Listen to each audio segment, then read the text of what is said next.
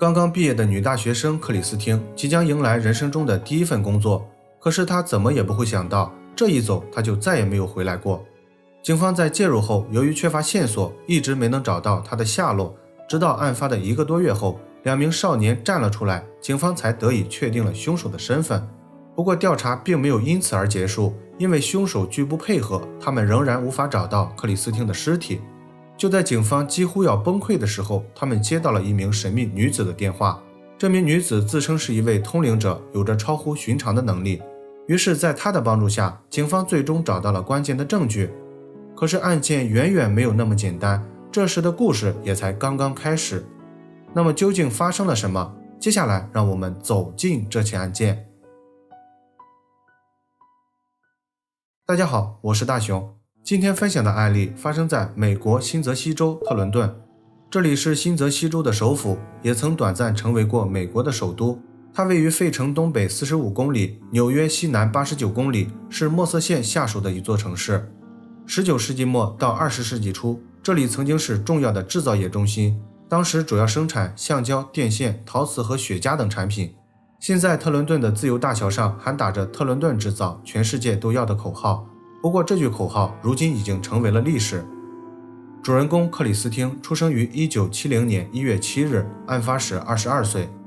克里斯汀在宾夕法尼亚州巴克斯县一个中产家庭中长大，她是2个孩子中最年幼的一个。作为家里唯一的女孩，她的父母对她非常宠爱。小时候的她在关爱和鼓励下度过了一个无忧无虑的童年。克里斯汀是一个非常自信幽默的女孩，她平时最大的爱好就是绘画。高中毕业后，他报考了当地一所艺术学校，进行了系统的学习。在经过4年的努力后，他已经成为了一名崭露头角的插画艺术家。刚刚毕业的他雄心勃勃，他决定要在这条艺术道路上闯出一片天地。于是他开始到处宣传自己。没过多久，他就迎来了人生中的第一个订单。经朋友介绍，新泽西州特伦顿一家健身俱乐部需要一幅壁画，于是他很快答应了下来。这个订单让他非常兴奋，因为这是他第一次靠自己的兴趣赚钱。接下来他认真准备了创作需要的工具和颜料，非常期待地等待着这天的到来。可是谁也没有想到，这一走他就再也没有回来过。1992年12月17日，这是一个寒冷的冬天早上。按照之前的约定，今天克里斯汀需要前往特伦顿进行壁画创作。于是在跟父母打过招呼后，他带着工具一早就出发了。一晃一天的时间很快就过去了，但是克里斯汀并没有按时回到家中。这时他的父母并没有在意，心想他可能去朋友家里了。可是直到第2天早上，他们仍然没有克里斯汀的任何消息。这时他的父母有些着急了，于是他们马上联系了克里斯汀的朋友，也就是介绍给他工作的人。可是这位朋友却说，昨天他们一整天都没有等到克里斯汀，他们也不清楚他到底去哪里了。听到这个消息后，克里斯汀的父母有了一种不好的预感，因为他们的女儿是一个非常守时守信的人，不会无缘无故的消失。接下来他们又陆陆续续联系了克里斯汀的几位好友，但是都没有得到他的任何下落。在找寻女儿无果后，克里斯汀的父母马上拨打了特伦顿警局的电话，通报了女儿失踪的消息。经过了解后，警方从克里斯汀的父母那里获得了他当天的行车线路以及驾驶的车辆信息。接下来他们对这起失踪案进行了调查。第2天一早，警方按照克里斯汀当天的行车轨迹进行了走访，可是他们在路上并没有发现任何可疑的迹象。接下来他们又找到了那家健身俱乐部的老板，经过这名老板的证实，当时他们约定好了要在17号早上9点30分见面。这天他早早就在门外的停车场里等着克里斯汀了，当时时间大概在9点左右。可是在等了将近1个小时后，他始终没有等到克里斯汀，于是他就回到店里工作去了。在这条线索中断后，警方一时间也没有什么好办法，因为他们目前还不清楚克里斯汀具体是在什么时间、什么地点消失的。他们现在唯一能做的就是把这个消息发布出去。于是警方把目前掌握到的所有线索，克里斯汀的照片、当天穿着的衣服以及驾驶的车辆信息上传到了国家犯罪信息中心。这样一旦有其他警察发现任何与他有关的消息，他们就会立刻收到通知。这个方法果然起到了效果。在克里斯汀失踪的第3天后，特伦顿的警方就接到了一位巡警打来的电话。根据这名巡警的描述，他在本市一个报废车停车场里见到过一辆与克里斯汀相同型号的汽车。于是在接到这条线索后，警方立即赶往了那里。在到达后，警方顺利找到了那辆几乎报废掉的红色跑车。当时汽车的车身内外遍布着大量的泥巴，4个车轮也全都是干瘪的状态，而最蹊跷的是前后的车牌也都不见了。为了确定车辆信息，警方对车架号进行了查询，结果证实这辆车就是失踪的克里斯汀的座驾。调查到这里，警方认为失踪的克里斯汀一定是遇到了危险，因为这辆车的状态一看就是有人在毁灭证据。尽管这样，警方还是对这辆汽车里里外外进行了仔细的检查。虽然泥巴污染了证据，他们没有找到任何指纹信息，但是在仔细检查后，他们还是在车座下面发现了几根可疑的毛发以及一些衣服的纤维，这是一些非常重要的证据。于是警方对这些物证进行了保存。接下来警方首要任务是要确定这辆车究竟是哪里来的。经过查询停车场的登记信息，警方联系上了一位工地的负责人。根据这名负责人的描述，这辆车是他们的工人发现的，发现的时间是在12月18号早上7点左右。这辆车当时被停到了他们的施工现场，由于作业需要，他们拨打了报警电话，然后巡警把这辆车拖到了停车场里。得到这条线索后，警方有了初步判断，他们结合汽车被发现的地点推测，克里斯汀应该是在特伦顿遭遇了不测，凶手在作案后把他的车遗弃到了工地上，并且对车辆进行了破坏。现在的克里斯汀大概率应该是遇害了。于是警方把这个非常糟糕的消息告诉了他的父母。这时克里斯汀的父母还保留最后一丝希望，在没有见到女儿的尸体之前，他们不会接受这样一个现实。于是他们发布了悬赏公告，任何能提供克里斯汀下落的人都可以领取$5000的奖励。案件进行到这里，已经不是一起简单的失踪案了。现在特伦顿的警方必须要寻求宾夕法尼亚州警方的帮助。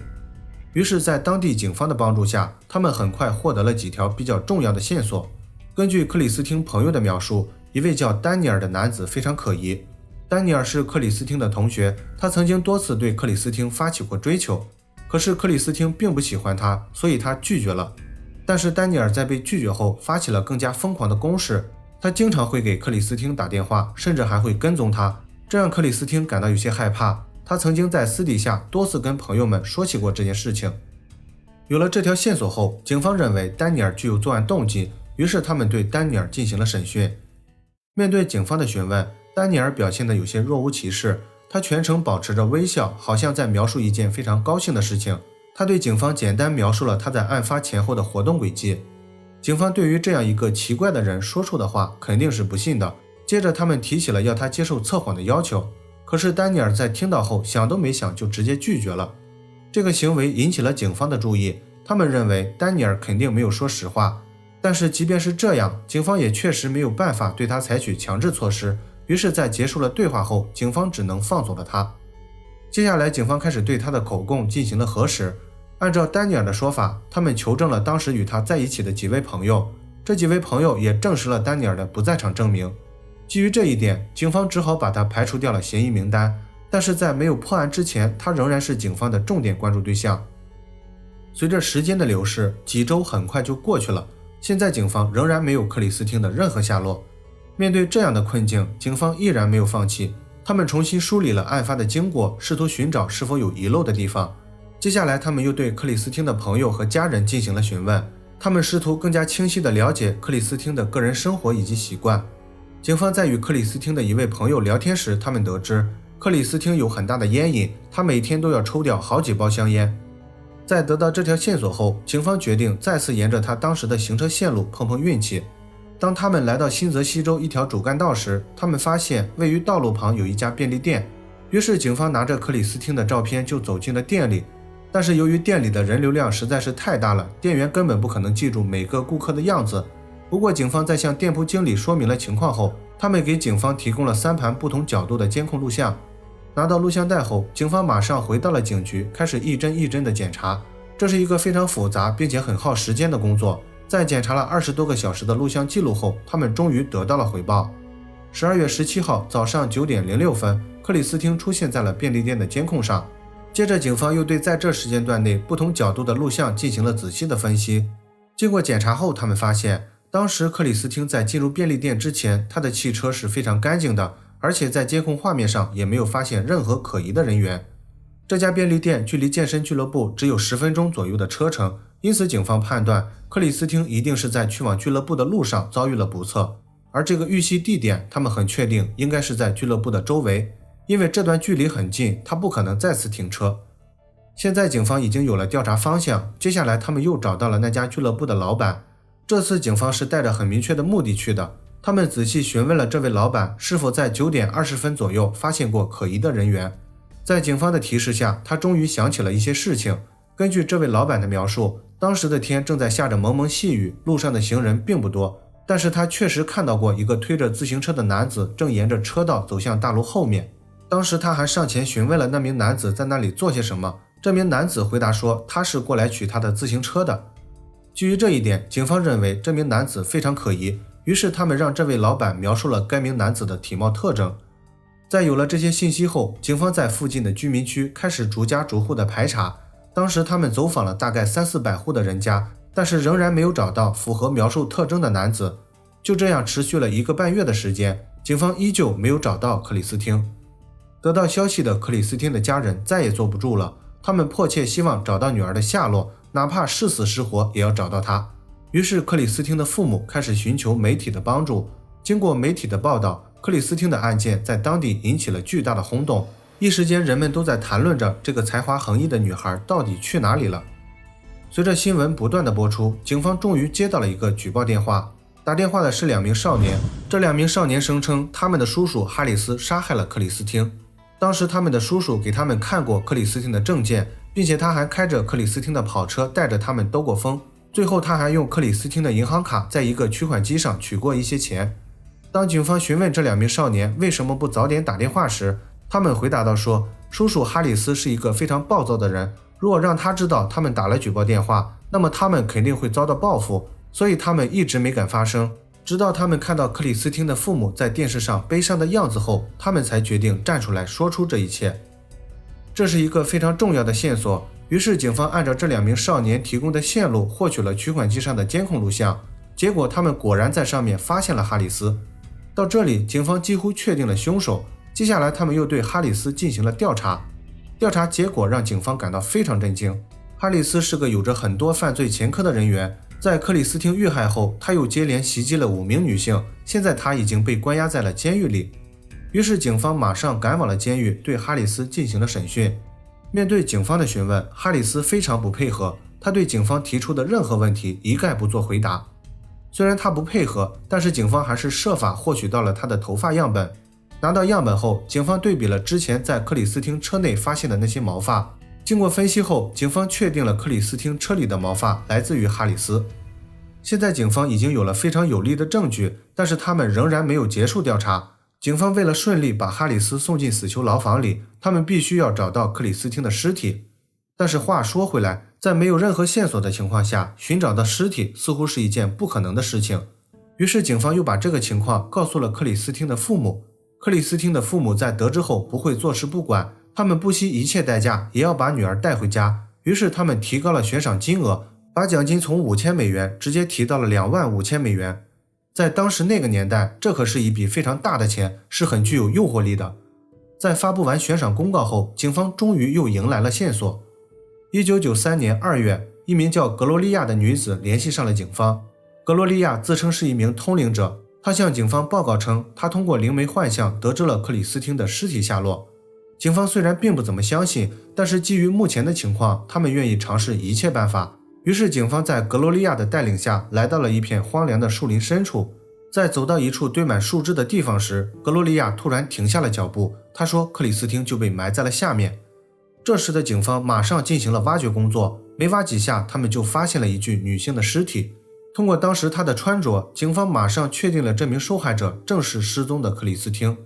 在处理完毕后，克里斯汀被送往了医院进行尸检。与此同时，警方对这名通灵者产生了很大的兴趣，他们很想知道格罗利亚是否还知道点什么别的东西。可是当警方询问格罗利亚的时候，他似乎不怎么想讨论这个问题。他一直不停询问$25000的悬赏要怎么支付给他。格罗利亚的表现引起了警方的注意，因为他们虽然没有与通灵者打过交道，但是他表现出来的感觉似乎是只关心钱，对已经遇害的克里斯汀没有任何同情心。在这一点上，警方认为这个通灵者似乎有点问题，于是警方话锋一转，直接说道：“你之所以知道克里斯汀被埋在那里，是因为你当时就在现场。”格罗利亚被警方突如其来的问话吓到了，他下意识地回答说他并没有开枪。警方对于这个回答也感到非常震惊，因为他们刚开始只是想测试一下他的反应，没想到却意外试出了一个共犯。现在格罗利亚已经开口承认了他当时就在现场，于是警方接着进行了追问。在进行了1个小时的心理斗争后，格罗利亚最终说出了一切。他告诉警方，12月17号这天一早，他就接到了哈里斯打来的电话。电话里的哈里斯提议要带着他出去搞点钱花。在经过商量后，两人最终决定要对一家店铺实施抢劫，于是他们约定了见面地点，而这个见面地点刚好就是那家健身俱乐部的停车场。哈里斯在骑车到达后，天空突然下起了小雨，于是哈里斯改变了想法，他打算先抢一辆汽车避免淋雨。结果赶巧他遇到了正准备停车的克里斯汀。克里斯汀那辆漂亮的红色跑车引起了哈里斯的注意，于是他拿着枪走了过去。在威逼利诱下，克里斯汀被塞进了汽车的后备箱里。之后两人先开车在外面兜了一圈，然后哈里斯决定回到停车场取回他的自行车。这时他遇到了正在外面等待克里斯汀的俱乐部老板。前面那位俱乐部老板说的那名可疑男子其实就是哈里斯，可是他当时并不知道这里面的事情。在等哈里斯取自行车的这段时间，被困在后备箱里的克里斯汀发出了很大的呼喊声。这个声音被格罗利亚听到后威胁制止住了，所以他的呼救声没有引起外面人员的注意。在哈里斯回来后，格罗利亚把克里斯汀呼救的事情告诉了他。哈里斯在得知后非常生气，然后他决定要解决掉克里斯汀。于是他们又开车来到了一个荒凉的小树林里。在准备动手之前，哈里斯先对克里斯汀进行了侵犯。结束后，哈里斯朝着克里斯汀开了一枪，然后他挖了一个坑，打算把克里斯汀扔进去。当时克里斯汀还活着，于是哈里斯又补了一枪。在确定克里斯汀没有生命体征后，哈里斯才把他埋进了小树林里。尸检报告也证实了格罗利亚的说法。法医在进行检查时发现，克里斯汀的身上有2处枪伤，并且确定他在生前遭到过侵犯。现在警方已经有了充足的证据，于是他们对两人提起了指控。在审判之前，格罗利亚与警方达成了协议，他愿意作为证人出现在法庭上指控哈里斯。1996年1月，这起案件顺利进入了审判流程。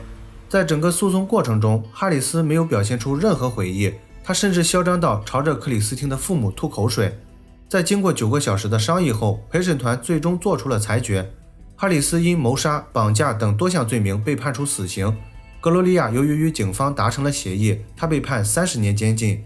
然而哈里斯虽然被判处了死刑，但是2007年新泽西州在废除了死刑之后，他又被改判为了终身监禁。最后再说一下两人的结局。2020年11月17日，68岁的哈里斯在监狱内去世，而他的同伙格罗利亚在去年已经被释放，目前他已经恢复了自由身。好了，本期案件分享到这里也就结束了。如果你喜欢我的节目，请帮我点赞加关注，非常感谢大家的支持。我是大熊，咱们下期见。